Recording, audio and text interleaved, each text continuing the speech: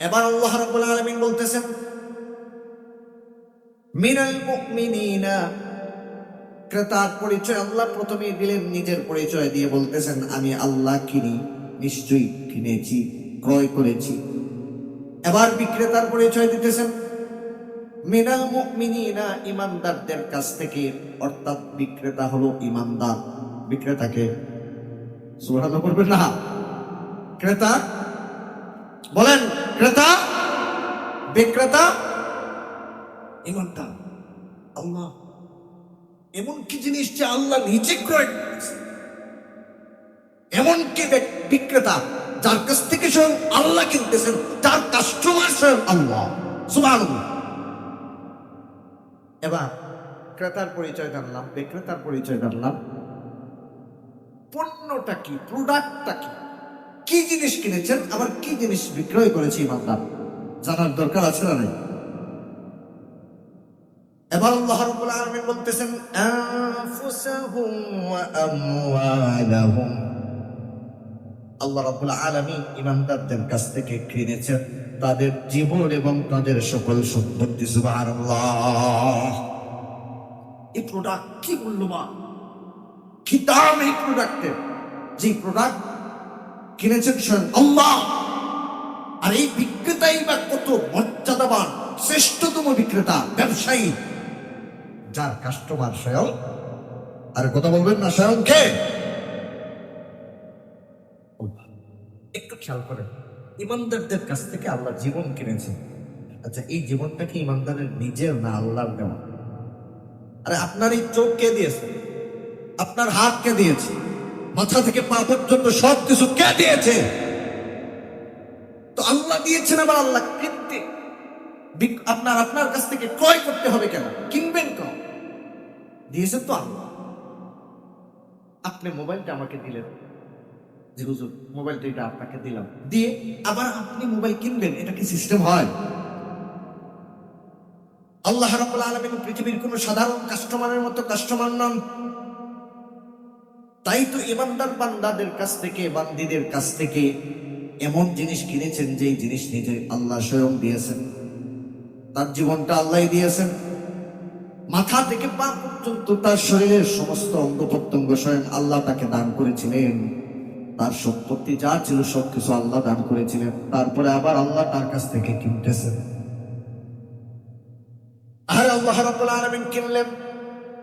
এবার একটু খেয়াল করে দেখুন, যখন আল্লাহ আপনার জীবনটা কিনলেন, আপনি ইমানদার দাবিদার, আপনার সকল সম্পত্তি আল্লাহ কিনে নিলেন।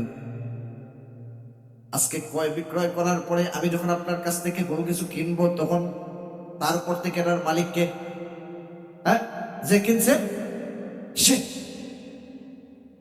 আল্লাহ রাব্বুল আলামিন কিনেছেন, এটার মালিক তো আবার আল্লাহ। যেখানে প্রথমে আল্লাহই মালিক, আমাকে আল্লাহই দিয়েছেন, আমার জীবনের মালিক আল্লাহ, তারপরে আবার কিনেছেন।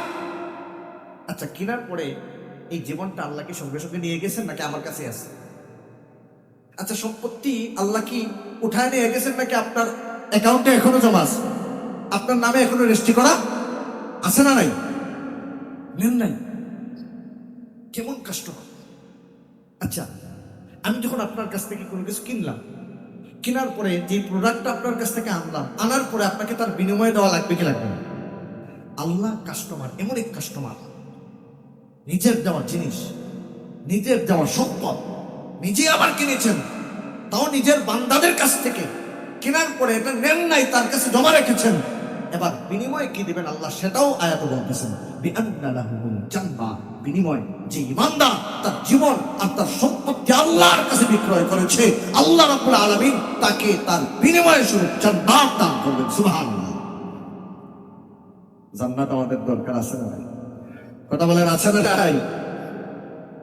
আচ্ছা, একটা উদাহরণ দিই, আলোচনার মূল পয়েন্টে গেলে আরো স্বাদ পাবো ইনশাআল্লাহ।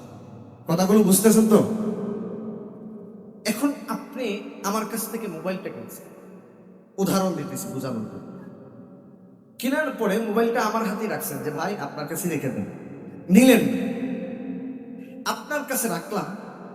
আগামীকালকে আমার ছেলে অথবা আমার ছোট ভাই আপনার সাথে সাক্ষাৎ করবে, তার হাতে মোবাইলটা আপনি দিয়ে দিন।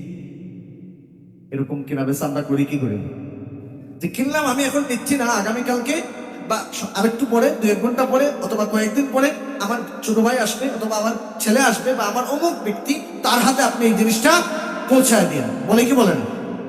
আচ্ছা, এই কথা বলে গেছেন যে আগামীকালকে আপনার ছেলে আসবে, তার হাতে আমি মোবাইলটা দিয়ে দিব, যেহেতু এটা আপনি কিনেছেন, এটা আপনি মালিক হয়ে গেছেন। এখন আগামীকালকে আসার আগে আগে আমি ওই ব্যক্তিটা, আপনি এই মোবাইলটা যার হাতে দেওয়ার কথা ছিল তার হাতে না দিয়া আমি অন্য জায়গায় দিয়ে দিছি, বিনিময়ে আপনি আমাকে দিবেন? বুঝেন না মনে হয় আমার কথা? আপনি কি আর বিনিময়ে আমাকে দেবেন? কেন দেবেন না? আপনি যেখানে রাখতে বলেছেন আমি সেখানে রাখি নাই, যার হাতে দিতে বলেছেন আমি তার হাতে দিতে। এবং এবার খেয়াল করে দেখুন, আয়াত কিন্তু এখনো শেষ হয় নাই। সূরাতুত তাওবা আয়াত নাম্বার কত? 100। এই যে ভুলে গেছেন, বললে তো আলোচনা করা যায় না। আয়াত নাম্বার 100, সূরার নাম কি? সূরাতুত তাওবা। স্মরণ রাখবেন, কাজে লাগবে ইনশাআল্লাহ সামনে একটু পরে। আল্লাহ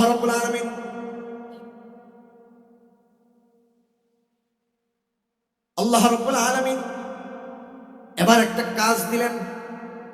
এই কিনা আল্লাহ ইমানদারদের কাছ থেকে তাদের জীবন, তাদের সম্পত্তি কিনেছেন, কিনার পরে এবার আল্লাহ রাব্বুল আলামিন তার কাছে জমা রেখেছেন। জমা রেখে বলতেছেন এই জীবন আর সম্পত্তি কোন কাজে ব্যবহার করা লাগবে। এবার আল্লাহ রাব্বুল আলামিন বলতেছেন, ইউকাতিলুনা ফি সাবিলিল্লাহি ফায়াকতুলুনা ওয়া ইউকতালুন ওয়া'দান আলাইহি হাক্কান ফিত তাওরাতি ওয়াল ইনজিলি ওয়াল কুরআন। আল্লাহ তাআলা ইমানদারদের কাছ থেকে তাদের জীবন এবং তাদের সম্পত্তি কিনেছেন একটা মাত্র কারণে, একটা মাত্র উদ্দেশ্যে। এই কেনার পরে তার কাছেই জমা রেখেছেন।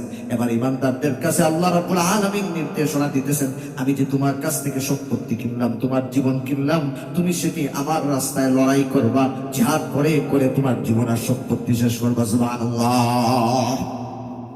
লড়াই করতে হবে, এজন্যই আল্লাহ কিনেছেন। সুতরাং আল্লাহর রাস্তায় যারা লড়াই করবে, আল্লাহ তাদের জন্য জান্নাত রেখেছেন বিনিময়ে, এছাড়া আর কাউকে জান্নাত দেওয়া হবে না। সুতরাং আমাদের জান্নাতের দরকার আছে না নাই?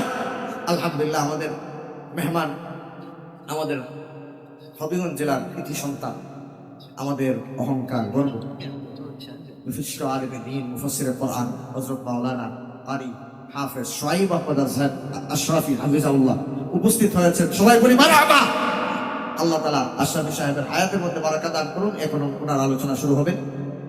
সবাই ভালো থাকুন, মাদ্রাসার জন্য দোয়া থাকুন।